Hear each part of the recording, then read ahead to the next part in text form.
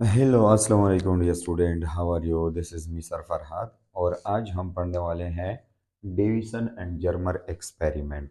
ठीक है, ये डायग्राम है, ये actual Davisson and Germer experiment है।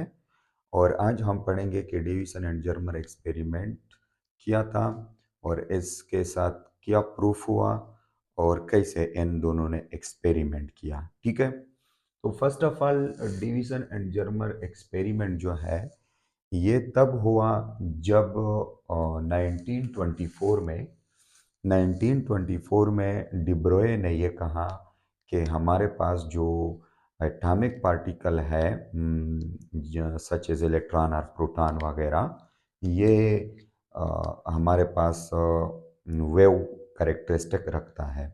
मतलब we can treated them as a wave. ठीक है, डिब्रोए ने जो जो कि मैटर वेव की कॉन्सेप्ट जब उन्होंने दिया कि हमारे पास मैटर वेव है, मूवेबल एटॉमिक पार्टिकल के साथ वेव एसोसिएटेड है। तो जब उन्होंने ये कहा कि इलेक्ट्रॉन को हम एज अ वेव ट्रीट कर सकते हैं, एज अ वेव स्टडी कर सकते हैं, इलेक्ट्रॉन वेव बिहेवियर रखता है, तो ये जस्ट हाइपोथेसिस था, ये हाइपोथेटिकल बातें थी, ये सिर्फ आइडिया था। इसकी 1924 में कोई एक्सपेरिमेंटल प्रूफ नहीं था।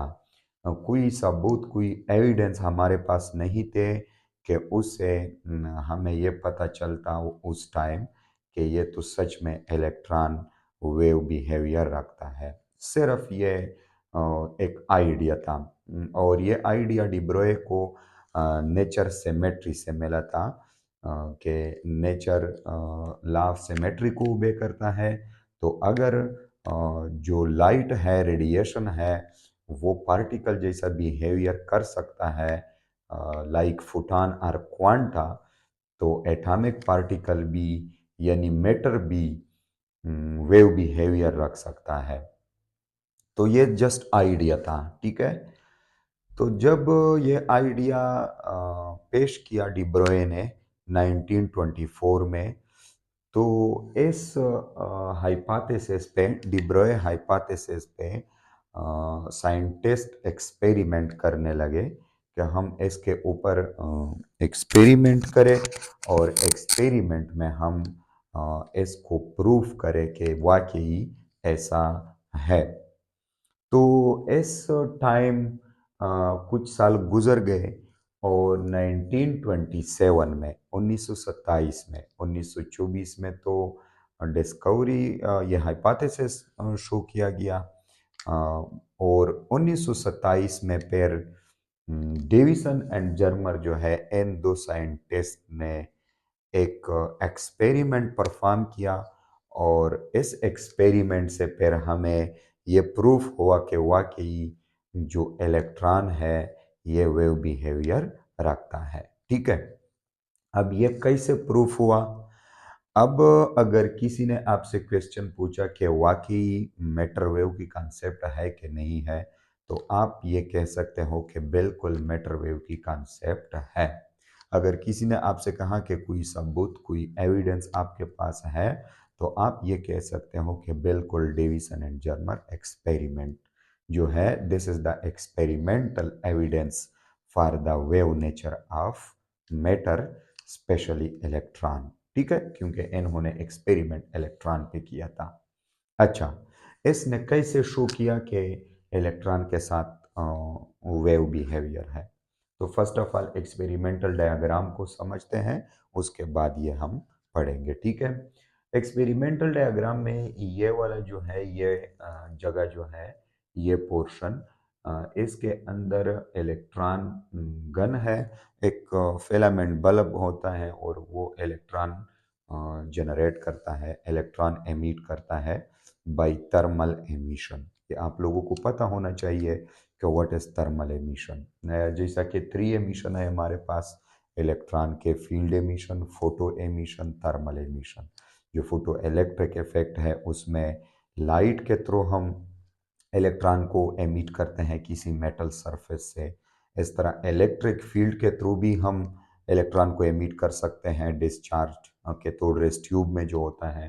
और इस तरह हीट एनर्जी के थ्रू जब हम इस स्प्रिंग को वोल्टेज के साथ कनेक्ट करते हैं तो रेजिस्टेंस की वजह से ये स्प्रिंग जो है हीट अप हो जाता है और इसके अंदर जो इलेक्ट्रॉन है वो थर्मल एनर्जी को गेन करता है और उसके साथ ये फिर इस स्प्रिंग से बाहर आते हैं जिसको थर्मल एमिशन कहते हैं। ठीक है, तो थर्मल एमिशन के थ्रू ये स्प्रिंग इलेक्ट्रॉन को एमिट करता है और फिर यहाँ पे ये एक स्प्रेड ओवर इलेक्ट्रॉन बीम होता है, स्प्रेड ओवर इलेक्ट्रॉन बीम। तो इन इस इलेक्ट्रॉन बीम को हम एक्सेलरेट करते हैं with the help of this electrode, accelerating electrode. ये हम वोल्टेज के साथ लगाते हैं। ये कौन सा वोल्टेज है? This is the v not. V not कौन सा वोल्टेज है?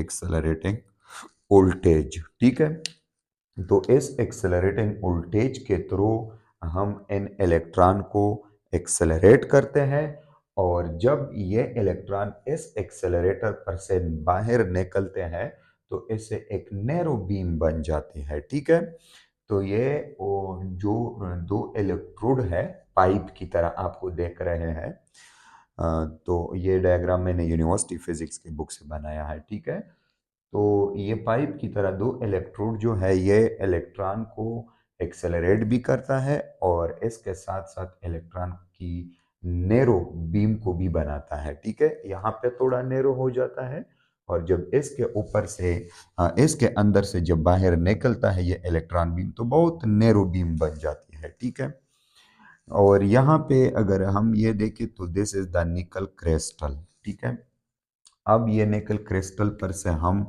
इस नैरो बीम ऑफ इलेक्ट्रॉन को स्कैटर्ड करते हैं। ठीक है, स्कैटर्ड, और यहाँ पे जो स्कैटर्ड इलेक्ट्रॉन होते हैं मुख्तलिफ डायरेक्शन में, यहाँ पे निकल क्रिस्टल से इलेक्ट्रॉन स्कैटर्ड हो जाते हैं। स्कैटरिंग तो आपको पता है, जैसा कि लाइट स्कैटरिंग, जब किसी टेनी पार्टिकल पे हम लाइट को फॉल कर लेते हैं या रेडिएशन, मतलब इरेगुलर रिफ्लेक्शन को भी आप स्कैटरिंग कह सकते हो। ठीक है, अपने ओरिजिनल पाथ से रैंडम डायरेक्शन में डिविएट होना, इस तरह पार्टिकल भी स्कैटर्ड होते हैं। ठीक है, अगर अच्छा, अब यहाँ पे जो इलेक्ट्रॉन है ये मुख्तलिफ डायरेक्शन में स्कैटर्ड हो जाएंगे और ये जो स्कैटर्ड इलेक्ट्रॉन है इनको डिटेक्ट करने के लिए यहाँ पे मैंने डिटेक्टर लगाया है। This is the electron detector और ये इलेक्ट्रॉन डिटेक्टर हमें बताएगा कि इलेक्ट्रॉन कहाँ कहाँ पे स्कैटर्ड हो गया है और ये भी हमें बताएगा कि इलेक्ट्रॉन कहाँ पे ज़्यादा स्कैटर्ड हुए हैं और कहाँ पे कम स्कैटर्ड हुए, यानी स्कैटर्ड इलेक्ट्रॉन की इंटेंसिटी भी ये हमें बताएगा। ठीक है, तो this is the experimental setup. Electron gun हुआ which is used to emit the electron by thermal emission, and this is the electron beam. These two are the accelerating electrode and these two electrode accelerate the electron beam and also make a narrow beam of the electron. This is the nickel crystal, and nickel crystal, we use nickel crystal as a target for this beam of electron, and when this beam of electron strike the nickel target, these electron will be scattered in different direction.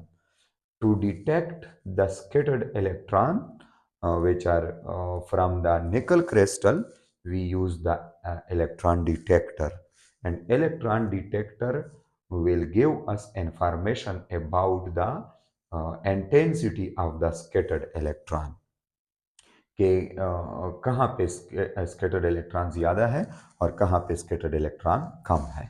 ठीक है, ये है हमारे पास experimental setup.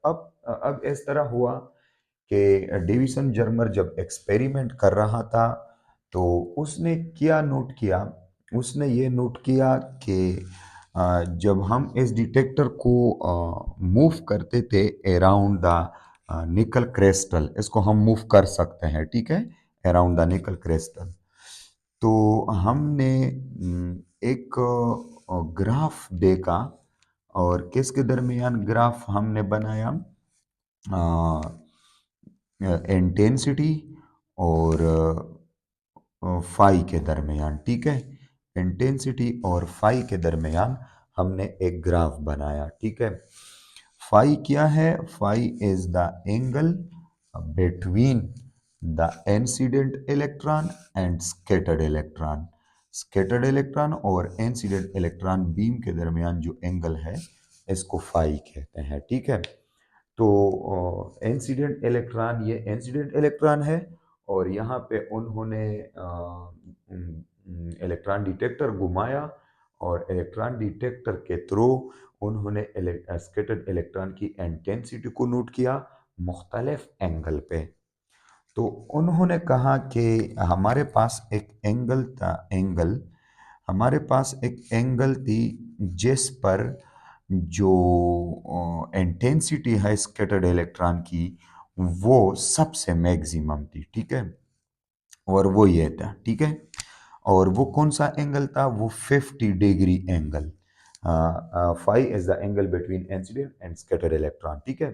तो 50 degree पे ये theta नहीं, इसका मैं फिर से बात करूंगा, ये वाला बाद में इसका मैं बात करूंगा। ये फाई जो है 50 डिग्री पे जो हमारा पीक था वो मैक्सिमम हुआ था। ये किस चीज़ की पीक है? ये इंटेंसिटी की।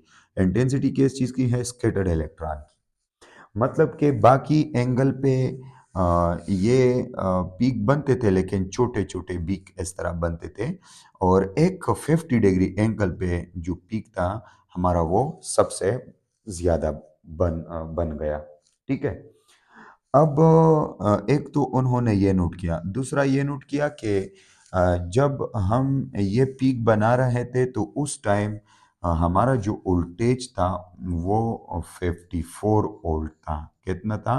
54 वोल्ट, 54 वोल्ट। तकरीबन 50 से लेकर 48 से 60 वोल्ट तक वो वोल्टेज को वेरिएशन दे रहा था, क्योंकि वोल्टेज के वेरी करने से इलेक्ट्रॉन की काइनेटिक एनर्जी वेरी होती है, और काइनेटिक एनर्जी या वेलोसिटी की वेरी होने से फिर उसके साथ जो वेवलेंथ एसोसिएटेड है, क्योंकि वेलोसिटी या काइनेटिक एनर्जी को वेरी करने से मोमेंटम वेरी हो जाएगी, और मोमेंटम के चेंज होने से फिर इलेक्ट्रॉन के साथ जो एसोसिएटेड वेवलेंथ है वो भी चेंज होता है, lambda is equal to h by p. तो इस तरह वो ये दोनों साइंटिस्ट जो थे ये एक्सेलरेटिंग वोल्टेज को वेरी कर रहे थे, और एक खास जो उसको उनको जो मैक्सिमम पीक मिला स्कैटर्ड इलेक्ट्रॉनों की यहाँ पे इलेक्ट्रॉन डिटेक्टर में, वो 50 डिग्री फाई पे मिला। और उस टाइम उनकी वोल्टेज जो उन्होंने सेट की थी वो 54 वोल्ट थी। तो कुछ पॉइंट आपने नोट करने हैं, ठीक है।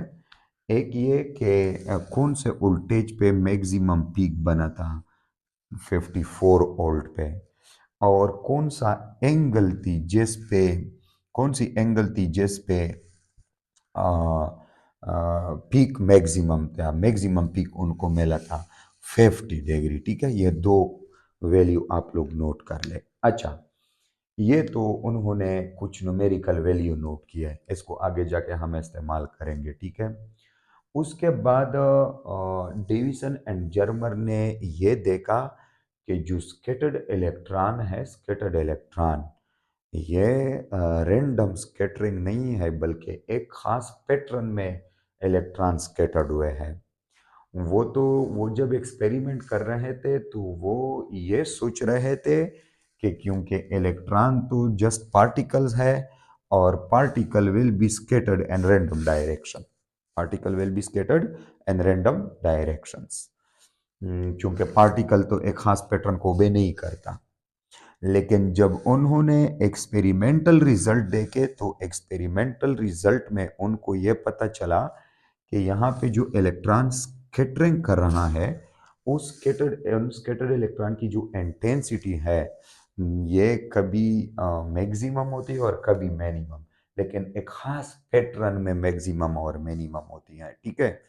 और उन्होंने जो इलेक्ट्रॉन स्कैटर्ड इलेक्ट्रॉन की जो इंटेंसिटी वाला पैटर्न था, स्कैटर्ड इलेक्ट्रॉन की इलेक्ट्रॉन स्कैटर्ड इलेक्ट्रॉन्स और इनकी जो इंटेंसिटी पैटर्न था, इंटेंसिटी पैटर्न, ये जब उन्होंने देखा तो उन्होंने कहा कि स्कैटर्ड इलेक्ट्रॉन्स की जो इंटेंसिटी वाला पैटर्न है ये बिल्कुल ऐसा है जैसा कि intensity pattern intensity pattern of किसकी intensity pattern of scattered x-rays scattered x-rays जैसा कि scattered x-rays x-ray diffraction scattered x-rays from crystal जिसको हम क्या कहते हैं called x-ray diffractions Bragg's law ठीक है फर्स्ट ईयर में आप लोग पढ़ चुके हो एक्सरे डिफ्रैक्शन तो उन्होंने कहा कि जो स्कैटर्ड इलेक्ट्रॉन है उनकी इंटेंसिटी पैटर्न मैक्सिमम और मिनिमम वाला पैटर्न और जो एक्सरे स्कैटर्ड एक्सरे थे फ्रॉम क्रिस्टल जिसको हम एक्सरे डिफ्रैक्शन कहते हैं इसका जो इंटेंसिटी वाला पैटर्न है ये बिल्कुल सेम टू सेम है बिल्कुल सेम टू सेम है तो इस इंटेंसिटी पैटर्न से उन्होंने ये कंक्लूड किया कि एक्चुअल इलेक्ट्रॉन जो है इलेक्ट्रॉन शो डिफ्रैक्शन ये तो इलेक्ट्रॉन डिफ्रैक्शन शो करता है और जब उन्होंने ये इंक्लूड किया कि इलेक्ट्रॉन डिफ्रैक्शन शो करता है तो ये भी इससे तो ये भी पता चला कि जैसा कि हम ऑलरेडी समझते हैं ऑलरेडी जानते हैं कि diffraction is the property of the wave diffraction तो वेव की प्रॉपर्टी है पार्टिकल की तो प्रॉपर्टी नहीं है अब अगर इलेक्ट्रॉन इस तरह इंटेंसिटी पैटर्न बनाता है स्कैटर्ड इलेक्ट्रॉन जिस तरह एक्सरे ने बनाया था जो हम कहते थे ना कि फर्स्ट मैक्सिमा सेकंड मैक्सिमा इस तरह तो जिसको हम एक्सरे डिफ्रैक्शन कहते हैं तो अगर इलेक्ट्रॉन इस तरह पैटर्न बनाता है तो इसका तो यह मतलब है कि इलेक्ट्रॉन भी डिफ्रैक्शन कर रहा है क्योंकि एक खास पैटर्न जो होता है एक रेगुलर पैटर्न जो होता है वो वेव डिफ्रैक्शन के थ्रू बनाता है अब अगर इलेक्ट्रॉन यही पैटर्न बनाता है तो इलेक्ट्रॉन भी डिफ्रैक्शन कर रहा है और हम ये भी जानते हैं कि diffraction is the property of wave so we can write that electron has wave character तो इसका यह मतलब है कि इलेक्ट्रॉन की वेव कैरेक्टर है अगर इलेक्ट्रॉन की वेव कैरेक्टर ना होता इलेक्ट्रॉन की वेव कैरेक्टर ना होता तो ये जो स्कैटर्ड इलेक्ट्रॉन है इन्होंने कैसे पैटर्न बनाना था एक इरेगुलर पैटर्न बनाना था इंटेंसिटी वाला ठीक है इरेगुलर पैटर्न लेकिन अगर इलेक्ट्रॉन स्कैटर्ड इलेक्ट्रॉन एक रेगुलर पैटर्न बना रहा है जैसा कि हमारे पास आपको अगर याद हो तो इस तरह का पैटर्न था ना फरनहाफर डिफ्रैक्शन में भी इस तरह pattern central maxima and other maxima इस तरह तो ये भी इस तरह का पैटर्न है ठीक है अब अगर इलेक्ट्रॉन इस तरह पैटर्न बना रहा है तो इट मींस कि ये पैटर्न इलेक्ट्रॉन डिफ्रैक्शन के थ्रू बना रहा है अब अगर इलेक्ट्रॉन डिफ्रैक्शन कर रहा है तो इट मींस कि इलेक्ट्रॉन को हम एज अ वेव स्टडी कर सकते हैं इस तरह आपके बुक में सेकेंड ईयर के बुक में बस टॉपिक यहीं तक ख़त्म होता है लेकिन हम मैथमेटिकली भी प्रूफ करेंगे कि वाकई इलेक्ट्रॉन की वेव बिहेवियर है तो अब डेविसन और जर्मर ने क्या किया डेविसन एंड जर्मर ने इस स्कैटर्ड इलेक्ट्रॉन पे ब्रेग्स लॉ अप्लाई किया ब्रेग्स लॉ आपको पता है कि 2d साइन थीटा बराबर है m लैम्डा m को यहाँ पे हम 1 पुट करते हैं क्यों क्योंकि this is the first maxima और फर्स्ट मैक्सिमा के लिए m1 होता है सेंट्रल मैक्सिमा के लिए ठीक है तो यहाँ पे हमें मिलेगा 2d साइन थीटा बराबर है लैम्डा यानी लैम्डा बराबर है 2d साइन थीटा ठीक है तो ये देखो ये एक्स रेज के लिए हमने ब्रेग्स लॉ बनाया था एक्स रेज डिफ्रैक्शन के लिए और यही ब्रेग्स लॉ अब हम इस इलेक्ट्रॉन बीम पे जो है क्या करते हैं अप्लाई करते हैं तो देखते हैं कि क्या होता है आगे अब देखो यहाँ पे what is theta and what is D D is the inner atomic distance of the crystal, planar spacing of the crystal, inner planar spacing। और निकल क्रिस्टल की डी जो है वो कितना है, डी फॉर निकल क्रिस्टल मुख्तलिफ, थोड़ा सा वैल्यू मुख्तलिफ लेते हैं बुक्स में, मैंने लिखा है 0.091 नैनोमीटर, ठीक है, 0.091 nanometre. This is the inner planar spacing. और what is theta? Theta is the glancing angle. Theta यहाँ पे ग्लेंसिंग एंगल है, और ग्लेंसिंग एंगल हम मालूम करेंगे क्योंकि यहाँ पे हमें फाई दिया है। This is phi, not the glancing angle. These two are the glancing angle. तो इसको हम कैसे मालूम करेंगे थीटा को? तो हम लिखते हैं यहाँ पे कि theta plus phi, this is equal to 180 degree. मैं देखता हूँ कि ये आ रहा है वीडियो में। Okay, theta plus phi, this is equal to 180 degree. Theta plus theta will be equal to 2 theta plus phi, this is equal to 180 degree। ठीक है, अब यहाँ पे 2 थीटा प्लस फाई कितना है? फाई है 50 डिग्री, ठीक है, 50 डिग्री। और this will be equal to 180 degree, और 2 theta will be equal to 50, इधर माइनस हो जाएगा तो 130 डिग्री, और theta is equal to 130 by 2, this is equal to 65 degree. तो 65 डिग्री ग्लेंसिंग एंगल है। Theta is the 65 degree. तो 65 degree is the glancing angle. D is 0.091 nanometre. तो हम लिख सकते हैं कि lambda this is equal to 2 multiplied by 0.091 multiplied by 10 the power -9 metre, nano की जगह, ठीक है, और मल्टीप्लाइड बाई, यहाँ पे मैं देखो, अच्छा यहाँ पे लिखता हूँ मल्टीप्लिकेशन में, multiplied by sine of 65 degree, ठीक है। तो लेमडा हमारे पास आ जाएगा कितना? लेमडा हमारे पास आ जाएगा तकरीबन 1.66 नैनोमीटर, 1.66 नैनोमीटर। तो ब्रेग्स के मुताबिक इस इलेक्ट्रॉन बीम के साथ जो इस एंगल पे स्कैटर्ड हुए हैं, 50 डिग्री फाई पे जो स्कैटर्ड हुए हैं from the nickel crystal at the glancing angle of 65 degree.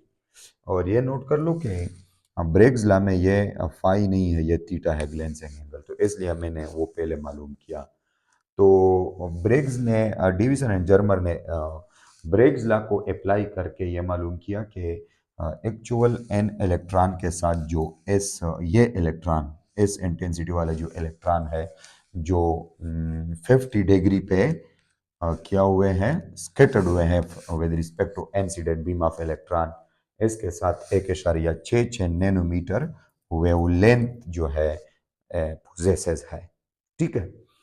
अब ये जो उन्होंने जब उन्होंने ये मालूम किया तो फिर उन्होंने डिब्रोए हाइपोथेसिस, डिब्रोए जो फार्मूला है उसको अप्लाई किया, और उन्होंने लिखा कि lambda is equal to h divided by 2 MEV और स्क्वायर रूट, ये फार्मूला है। और यहाँ पे वोल्टेज कितना है? 54 volt, this is the voltage. This is charge on electron, आपको ऑलरेडी पता है 1.602 multiplied by 10 the power -19 coulomb. This is mass of electron 10 the power -31 kg, 1.9.11 multiplied by 10 to the power -31 kg. This is 2, and this is a Planck constant 6.626 ज़रब 10 की ताकत -34 joule second. तो n value को put करके हमें lambda मिल जाता है इस 54 voltage के थ्रू, जब हम इस इलेक्ट्रॉन को एक्सेलरेट करते हैं, और वो हमें मिलता है 1.67 नैनोमीटर, 1.67 नैनोमीटर। तो अब अगर आप देखें, this is the wavelength associated with the electron beam according to de Broglie hypothesis, and this is the wavelength associated with this electron beam experimentally. अब अगर आप एक्सपेरिमेंटल रिजल्ट को देखें और आप डिब्रोय हाइपोथेसिस की रिजल्ट को देखें तो दोनों एक दूसरे को मैच करते हैं। ये राउंड ऑफ करके 1.7 हमें मिलता है और ये राउंड ऑफ करके 1.7 हमें मिलता है, तो तकरीबन रिजल्ट जो है वो सेम है। तो इस तरह डेविसन एंड जर्मर ने कहा कि हमारे पास जो डिब्रोय हाइपोथेसिस की रिजल्ट है उसके अकॉर्डिंग जो हमने वेवलेंथ मालूम किया और एक्सपेरिमेंटली ब्रेग्सला के थ्रू जो हमने रिजल्ट मालूम किया, तो दोनों वेवलेंथ एक दूसरे के साथ फिट है, एक दूसरे के साथ मैच कर रहे हैं। तो इसलिए हम कह सकते हैं कि डिब्रोय हाइपोथेसिस सच है और एक्चुअली रियल में इलेक्ट्रॉन जो है ये वेव बिहेवियर कर सकता है। तो this is the Davisson and Germer experiment. मैं उम्मीद करता हूँ आप लोग समझ गए होंगे।